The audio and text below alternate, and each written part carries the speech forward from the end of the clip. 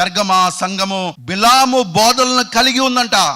బిలాము బోధ అంటే లోకముతో రాజీ పడిపోవడము, ఎవరితో పడితే వాళ్ళతో రాజీ పడిపోవడము, జారత్వము, అనైతికత, ఈ మూడు కూడా బిలాము బోధలు. ఫిజికల్గా కాకపోయినా మెంటల్గా కూడా మనసుల్లో మైండ్లో జారత్వ తలంపులు ఉన్న జారత్వమే అది. విశ్వాసం కలిగిన సంఘమే మంచిదే, ప్రభు అభినందించాడు. కానీ ప్రభు ఏమన్నాడంటే బిలాము బోధలు ఉన్నాయి, జాగ్రత్త, నువ్వు మారు మనసు పొందకపోతే నా చేతిలో ఖడ్గం ఉంది. అది పాయింట్.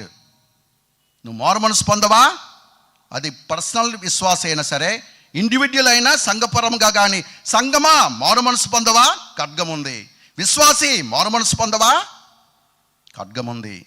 తెలుసుకో.